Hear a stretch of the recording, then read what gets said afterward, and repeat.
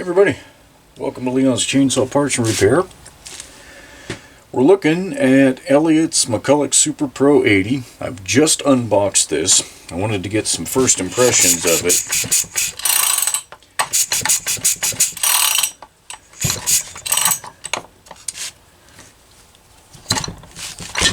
Alright, cool. I'm going to relax a little bit now. So I almost didn't take this job. We exchanged a lot of email talking about what it may or may not need, and he had indicated compression felt low. It's because that was on the decompression setting. Right there, I doubt that's a whole hell of a lot more than about 110 psi. But, right there, I'd be shocked if that wasn't every bit of 150. So my biggest concern that it was going to have a roached piston and cylinder, I am no longer all that terribly concerned about. Now, the muffler is off of this thing, and I can see carbon scoring on the piston. But the fact that it's making this much compression, trying to roll it over,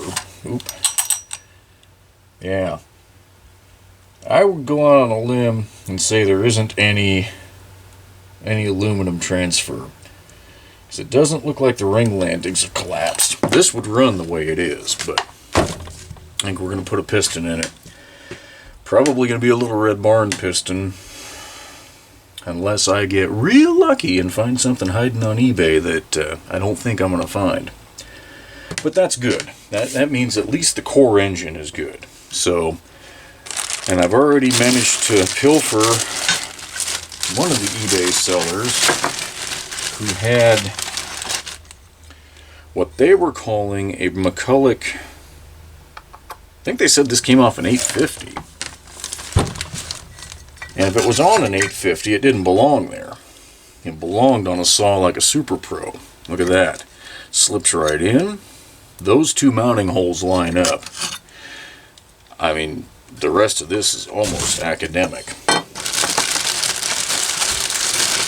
The screws are here. Proper shoulder screws. I mean, they look like crap, but they're there. And this was a reed style muffler. Now this is where this could get a little difficult. There was supposed to be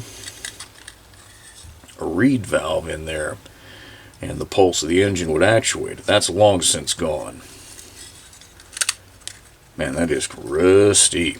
This is going to have to run through the old blast cabinet. Hopefully I can free up these screws and hopefully find a reed. But at least there's something to put on there. And that's good.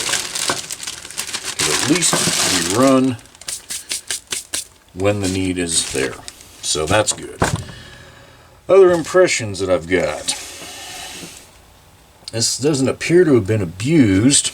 Obviously the clutch nut has backed off at some point because it cut that nice hole in the cover, which is not, in my experience, not a super common thing to happen on a Mac. So I'm not sure what went on there. Come on, baby. There we go. Yeah, that's got a proper lock nut on it. I don't know. Hard to say not knowing, as my brother-in-law would say. AV mounts look decent. There's still the two rubbers under there. This one doesn't look split out. The engine's not wobbling around excessively. Same thing on the front here. Mounts aren't all split out.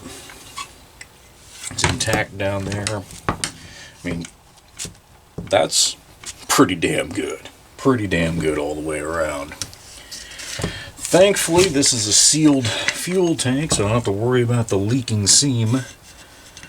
That is one of the worst freaking designs. God, I hate that design. We'll be doing a video soon. Right back there, that's a ProMac 4300 that I'll be putting in my collection. I bought it under the guise that it runs good. That part wasn't wrong. It also leaks as much fuel as it burns, so got some sealers setting up on that right now. Alright, original fuel filter, or air filter, or at least a vintage one, let's put it that way. Get that cleaned up. And that hose is intact. We'll see if this leaks around the hose. If it does, it'll get replaced. Tag is still screwed down right there. That is cool. That is very cool. Air screen's missing, and all of the longer screws on the starter are missing here. I don't know what the hell that's all about. Why somebody left those out at one point, but I can find them and get it done. Some oddball sizing on the screws here. I may or may not be able to fix that. This shouldn't be a metric one yet, so I should be able to get some inserts in there and some screws that look like they belong. What the hell that is? Looks like tin foil, which I shouldn't see anywhere on this saw. Alright, so other than a whole bunch of jabbering, I haven't accomplished much here, other than an initial take a peek. So let's just see if she's got good spark. With that compression release, maybe I can leave that plug in there. And this really was about finding out what we've got to work with, so I can go in and put an order in for what we don't have. Let's see if we got spark. Huh. I think I should have seen some, but that is still, even with the compression release, a bit rough to pull over. So, just get the plug out of there and do it the right way. Wasn't even very tight.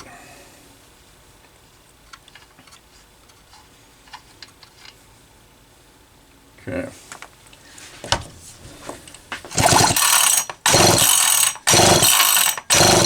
Alright, so that's going to be a challenge.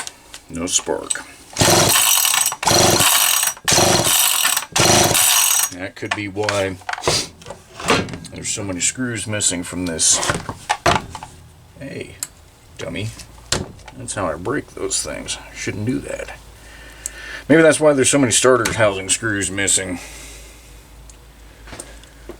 Somebody could have been working on it trying to get spark back. Now, this will be a points ignition. Points aren't terribly hard to find. Condensers a little more so. If I have to, I'll throw a chip. I'd rather not. I'll try and get the point system working, but anyway, there'll be more to come on this. Like I say, this was just the figure out what we have and where we're at. But once again, it has enough compression, more than enough, that carbon scoring, while it sucks to have to tear it down and, you know, drop a piston in it, that'll be the right thing to do.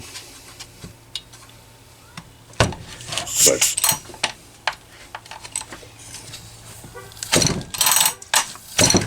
like I say, it would run the way it is.